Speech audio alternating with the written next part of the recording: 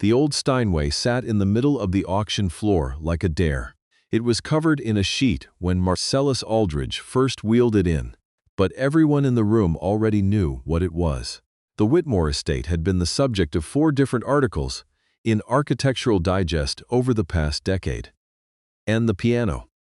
A 1921 Model D concert, grand, one previous owner, had been mentioned in each of them. It was the kind of instrument that made serious people go quiet. Nobody went quiet for Zola Pemberton. She was 26, 5'3" in work boots, wearing a canvas jacket with a frayed left cuff. She had taken the 6:47 train from Decatur that morning and arrived at the Whitmore Gallery's service entrance at 8 because her cousin Terence worked the loading dock and had texted her the night before, "They bringing in the Steinway tomorrow. Thought you should see it." She had not been invited to the preview. She had not paid the $200 early access fee that the gallery required of serious bidders. She was there because of a text from her cousin, and she walked in carrying a cup of gas station coffee and a notebook with a broken spiral binding. No one stopped her at the door. That kind of invisibility had its uses. The room was already half full by 9. Men in wool coats. Women with reading glasses pushed up into carefully arranged hair. A representative from a Chicago concert hall sat near the back with a laminated bidder card and a personal assistant. A collector named Whitfield Crane stood near the front with his hands clasped behind his back, examining the Steinway the way a surgeon examines a patient. Not with affection, but with assessment. He was 61 years old, had purchased 11 historically significant instruments in the past decade, and had been quoted in the New York Times as saying that the current generation of young musicians lack the foundational relationship with craftsmanship that distinguishes collectors from consumers. He had said it about everyone under 40. He meant it about everyone under 40. Zola set her coffee on the edge of a console table and opened her notebook.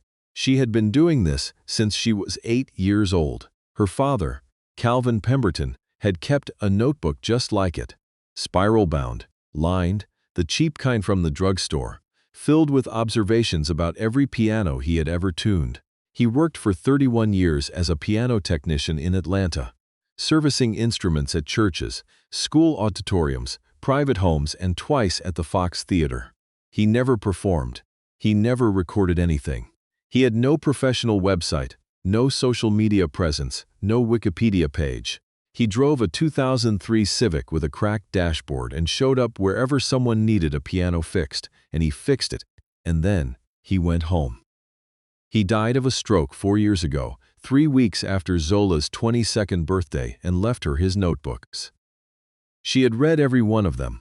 The Whitmore Gallery's director, a man named Sterling Price, materialized at her elbow the way gallery directors do, suddenly and with practiced pleasantness. He was wearing a tie the color of a green apple and a smile that did not reach his eyes. "Are you here for the preview?" he asked.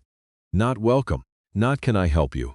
Just the question, delivered with the precision of a man checking whether a door should be opened or closed. "I am," Zola said. "And you're registered as?" "I'm with Terence from the loading team." She nodded toward the back corridor. "I just wanted to look at the piano." Sterling Price's smile recalibrated by approximately 3 degrees. "The preview is for registered buyers. The loading team access is through the service entrance." "I know where the service entrance is," Zola said pleasantly. "I came through it." She turned back to the piano. Sterling Price stood behind her for a moment longer than was comfortable, then left. Whitfield Crane had been watching this exchange from across the room, with the particular attention of a man who notices when the established order is being quietly disrespected. He walked over. He had the unhurried gait of someone who had never needed to move quickly because the world had always waited for him. "That's not a student instrument," he said. He did not say it to start a conversation. He said it the way you say wet paint, as a warning, and an assumption, and a small cruelty dressed as helpfulness, all at once. Zola did not look up from her notebook. "I know, the action weight on a Model D runs heavier than most players are used to. Concert weight. It's built for a certain kind of hand. He glanced at her hands, specifically at her hands, making the observation visible. A trained hand. Zola wrote something in her notebook. "My father tuned one of these in 1987, she said. He said the escapement on the original Steinway repetition lever was the most precise piece of engineering he'd ever held. Said, you could feel it thinking." Whitfield Crane blinked. He also said, Zola continued, still writing, that the 1921 models specifically had a tendency toward sympathetic vibration in the treble register, if the plate tension hadn't been adjusted in the last 15 years. Which is something I'd want to check before the bidding. She finally looked up. "Excuse me." She walked to the piano. The sheet had been partially removed by the gallery staff, revealing the instrument's full length, 6 feet and 4 inches of lacquered ebony. The lid propped, the keys exposed. A small placard on an easel nearby listed the provenance. Purchased new by Harlan Whitmore in 1923, housed in the estate's music room. Professionally serviced through 1994, maintained in climate-controlled storage thereafter. Estimated value, $280,000, $320,000. Zola set her notebook on the bench and looked at the piano for a long moment without touching it. Then she reached into her jacket pocket and removed a small rubber mallet. The kind piano technicians use for action work, 2 inches of handle, weighted head the size of a thumb. She had carried one every day for 8 years, the same way other people carry a pen. She tapped the sustain pedal lightly with her foot, let the dampers rise, and then struck a single key in the high treble register.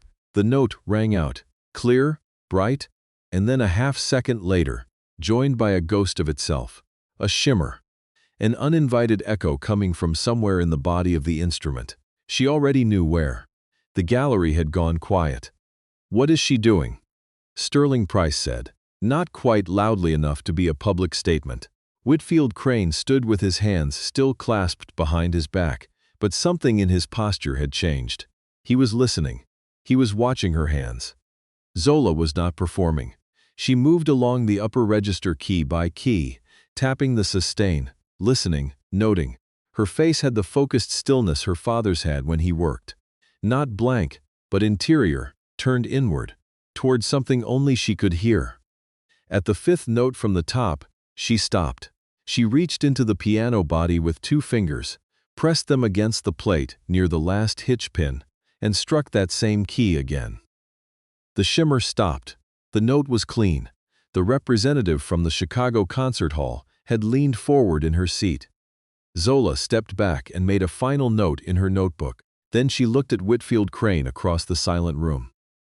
"Plate vibration," she said. "Right rear anchor point, probably came loose during transport. It's a 20-minute fix, maybe 30 with the right tools. Doesn't affect the value, but you'd want it done before it goes on a stage." She paused, in case anyone was planning to actually play it. The last sentence landed softly. No venom in it, just information. Whitfield Crane said nothing for a long moment. Then he said, "Where did you study?" "I didn't," Zola said. "I watched my father work." Sterling Price appeared at Zola's side again within 2 minutes. This time the smile was gone. "I'm going to have to ask you to, Mr. Price." The voice came from across the room. The representative from the Chicago Concert Hall, a woman named Dr. Patricia Owen, program director for acquisitions, had risen from her seat and was looking at Sterling with the calm authority of someone accustomed to being the most informed person in any room she entered. "Can you tell me who this young woman is?" Sterling opened his mouth. "My name is Zola Pemberton," Zola said. "My father was Calvin Pemberton. He was a piano technician based in Atlanta." Dr. Owen walked across the room with a businesslike purpose that made the other attendees part slightly to let her pass. She stopped in front of the piano, looked at it, looked at Zola, then extended her hand. "What did you just find?" "Plate vibration, upper register. The rear anchor point. It's minor, but the instrument's been in storage for over 30 years, and if the last logged service was 1994, there could be a few other things worth checking before you commit." Zola glanced at her notebook. "I've got 6 other observations from the past 10 minutes if you want them." Dr. Owen looked at her for a moment. "Do you do this professionally?" "I'm working on it." Behind them, Whitfield Crane made a sound. Not a word, something between a breath and a laugh, though there was nothing particularly amused in it. He walked toward the piano. He stood beside it. He looked at the keys, and then at Zola, and then at his own hands. "She's right about the vibration," he said quietly, as though he was not quite choosing to say it. "I heard it when she struck the key. I thought it was bleed from the adjacent strings." He paused. "It wasn't bleed." Sterling Price looked between the three of them and said nothing. The room had not returned to its earlier sounds. It was still listening. Whitfield Crane turned to Zola fully for the first time, facing her the way you face something that has surprised you, and you are deciding whether or not to acknowledge that. "Your father tuned one of these in 1987, he said slowly. "Private home. He wrote 4 pages about it." She held up the notebook. "I have the original." The room exhaled. The auction began at 11. Zola sat in the back, on a folding chair that had been by Terence, who had appeared from the service corridor when he heard the commotion, and positioned himself with the expression of a man who had no idea what he had started, but was very glad he had sent that text. The bidding on the 1921 Steinway opened at $260,000. Dr. Owen from the Chicago Concert Hall raised her card at $275,000. Whitfield Crane raised his at $290,000. At $315,000, a new bidder entered from the phone, a private collector out of Houston whose representative sat near the window. At $340,000, Dr. Owen raised her card a final time. At $342,000, the phone bidder dropped out. At $345,000, Whitfield Crane set his card on his knee. The Steinway sold to the Chicago Concert Hall at $347,000. Dr. Owen wrote something on a business card and crossed the room toward Zola before the applause from the other attendees had finished. "We have 6 other keyboard instruments in storage," she said, handing over the card. 2 grands. 4 uprights. Some of them have been sitting since the 90s. I need someone who can assess condition before we make restoration decisions." She looked at Zola steadily. "I'd like that to be you." Zola looked at the card. "I've never done a formal assessment report," she said. "Your father wrote 4 pages about a Steinway he tuned in 1987, Dr. Owen said. I think you know how to write a report." Terence was leaning against the wall near the service corridor, arms crossed, with an expression of profound personal satisfaction. Whitfield Crane left the auction before the final lots were finished. He paused at the door. Just for a moment, just long enough to turn and look back at the piano, which was already being measured by the Chicago Concert Hall's transportation coordinator. Then he looked at Zola, who was sitting in the folding chair talking to Dr. Owen. He did not say anything, but he looked for a long time before he left. Zola took the 4:15 train back to Decatur. She sat in the window seat with her notebook open on her lap, and the business card tucked inside the front cover. The Georgia countryside moved past the window in the long gray light of late afternoon. Warehouses, water towers, the backs of neighborhoods, the bright geometry of a high school track. She thought about her father. He had never talked about legacy.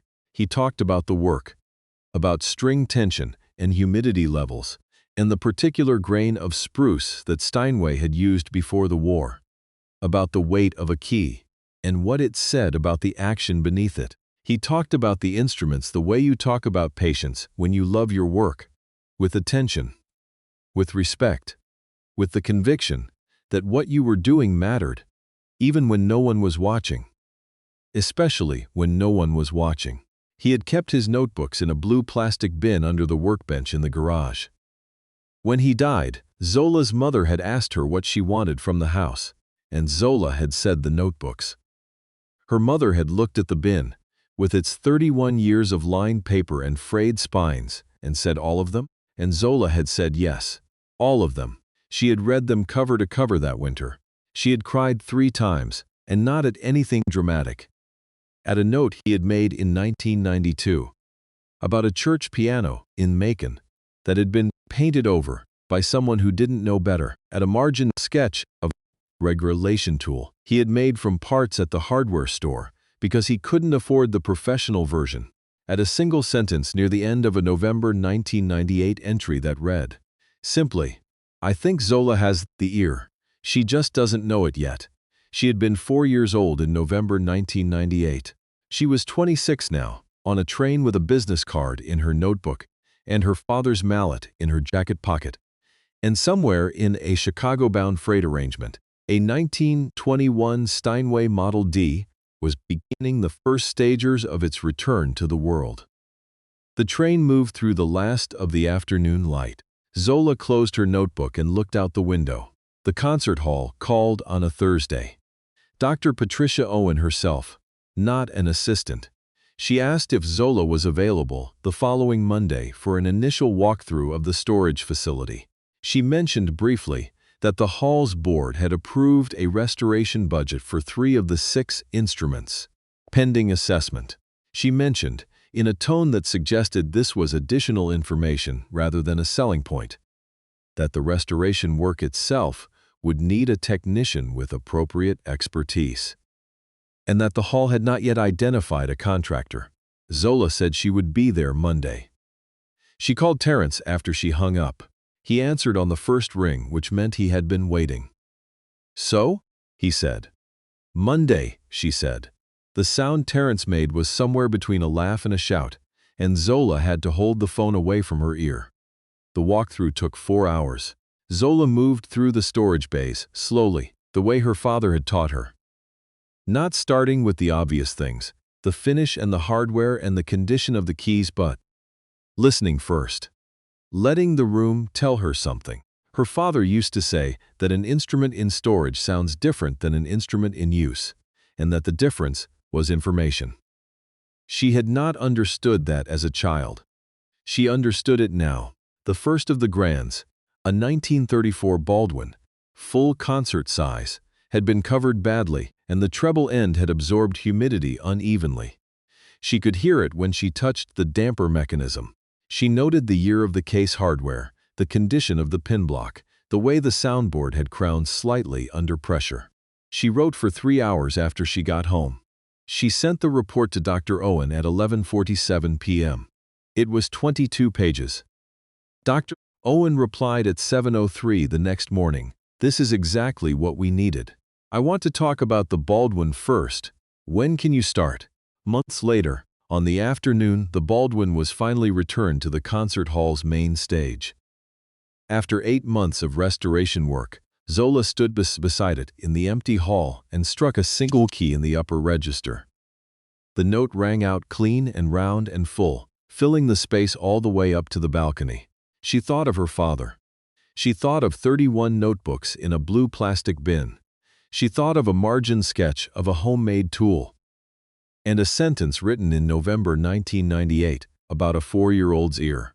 She thought of a man who had spent 31 years caring for instruments that other people would play, who had never needed applause. To know the value of what he did, who had driven a cracked Davard Civic to 100 churches and 100 school auditoriums and fixed what was broken and left without being thanked and gone home. She played the note again. The hall held it. She picked up her notebook from the bench and wrote one sentence at the top of a clean page. He was right. Then she put the cap back on her pen, picked up the mallet from the bench, and got to work. There are people in this world whose names never appear in programs or press releases, who never receive standing ovations or profile pieces, who simply show up and do the work that makes everything else possible. Calvin Pemberton was one of them.